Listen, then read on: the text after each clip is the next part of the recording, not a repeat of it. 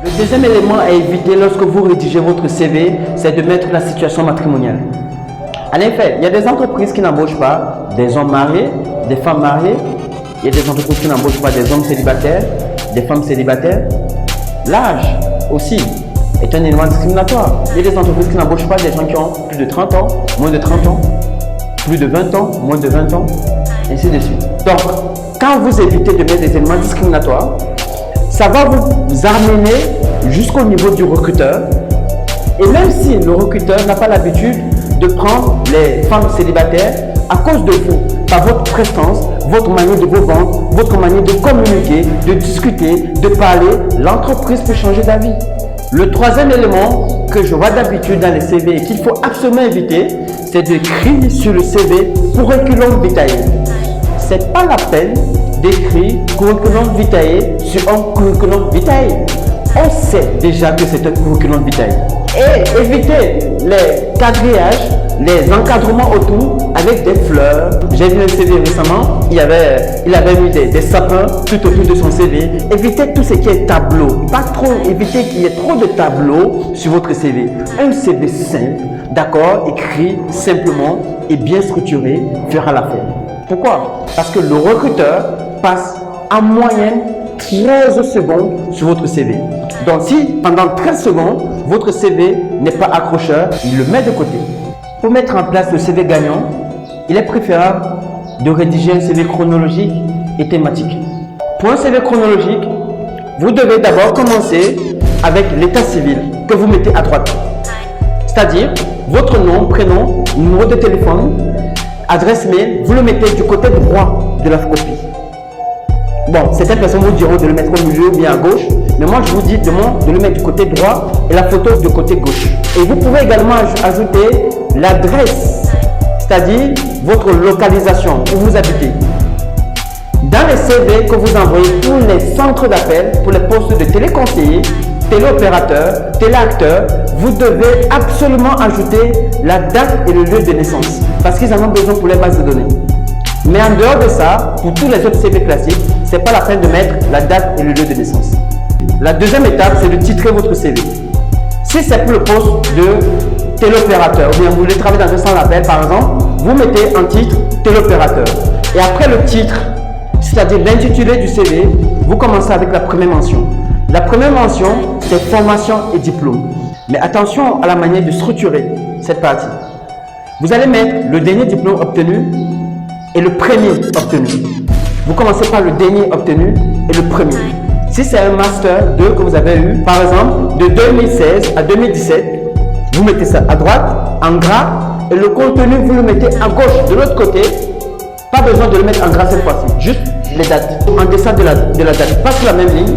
Ensuite, vous allez prendre la licence 3. C'est pas la peine de mettre licence 1, licence 2, licence 3. Vous prenez la licence 3 et vous ajoutez. Et vous prenez maintenant le bac, ensuite la licence 3 qui est le premier diplôme universitaire ou bien dans les écoles supérieures et le dernier diplôme qui est le Master 2 dans les écoles supérieures toujours. Donc vous aurez le bac, le premier diplôme licence 3 et le dernier diplôme qui est le Master 2. Après la rubrique formation et diplôme, vous continuez avec les autres rubriques qui sont expérience professionnelle, compétences et langue. Dans la rubrique expérience professionnelle, vous allez mettre tous les stages que vous avez effectués, ainsi que les dates. Mais en précisant toujours à chaque fois le poste et les tâches que vous avez effectuées. Toujours. Bien entendu, les dates toujours à droite, le contenu à gauche. Par exemple, si vous avez été commercial dans une entreprise, disons Espresso, vous avez été commercial, vous mettez le poste et vous présentez les différentes tâches. C'est-à-dire les éléments, les tâches que vous avez effectuées durant ce poste. C'est très important de mettre en exergue les tâches que vous avez effectuées pour chaque poste.